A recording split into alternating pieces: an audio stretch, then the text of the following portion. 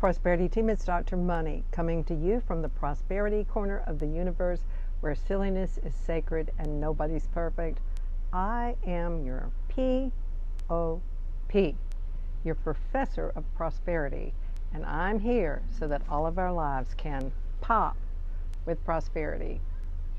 Today I was cleaning out a box. I've just moved in the house and unpacking boxes. Everybody knows about these almost multiplying boxes that happen when you move. So I'm unpacking my boxes and I come across a letter, and it's a letter from someone who used to be in the church that I was a minister for, and it was more of a spiritual center, and she had written this long letter of appreciation, and I read it and I'm just beaming, and she talked about the talk that I had given Sunday morning and how much it meant to her and how she had shared it with so many people, and I'm just kind of going like this. It's like, yeah, this is so great, and I'm feeling good. I'm feeling really good because I haven't been really working that much for quite a long time with COVID. And then I read the bottom of it, which is fine, but the bottom of it said, the part that I really appreciated in your talk was how you said that you felt powerful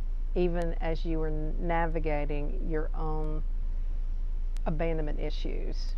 So I can remember the time I know that I was going through a horrific breakup and my heart was broken, but yet I had to go on. And just because my heart was broken, that didn't mean that all of me was broken. And there was a part of me that was grieving the loss of a relationship, the loss of engagement.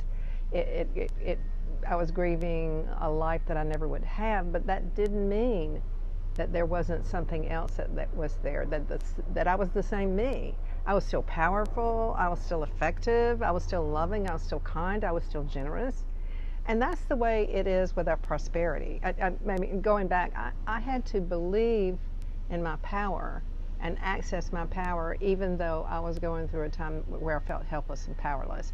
And in the prosperity, it's the same thing. We may have plenty of money, at times feel like we don't have enough, and then we may have not enough money and feel prosperous, because a lot of prosperity consciousness is in our mind. Of course, consciousness it's trans mind, it's bigger than mind, but sometimes it's little mind, and when we feel limited, it's our little prosperity mind that's talking to us. But we have an unlimited abundant mind, a limited abundance consciousness, an unlimited prosperity consciousness, and it's still there. Even if we are contracted and uptight, it's still there.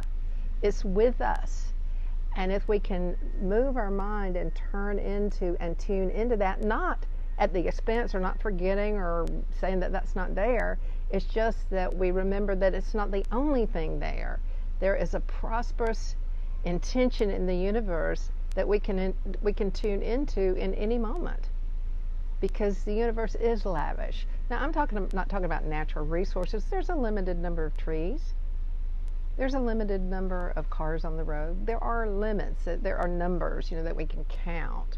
There's scientific principles that we operate from in this third-dimensional universe, three-dimensional universe that we operate in, four-dimensional maybe. But that doesn't mean that there is not an unlimited consciousness. There's not an unlimited field of well-being. It is there. So join me there for just a moment. We're going to move away from any thoughts that we have of limit and lack, because we are turning toward the experience of abundance and well-being. And we breathe that in. And as we breathe that in, we breathe in our ability to receive our good and to know it's there. And as we exhale, on every exhale, we breathe out our intention that all beings receive their good as well, that all beings know this prosperous intent of the universe. And so we breathe together, we conspire, we inspire the breath. We conspire together for prosperity. We inspire each other for prosperity. We count on the renewal of our spirit, of our prosperity spirit, remembering that other stuff is still there, but we're moving to recognize another part of well-being. And I want you to remember one more thing for sure, and that is that I love you.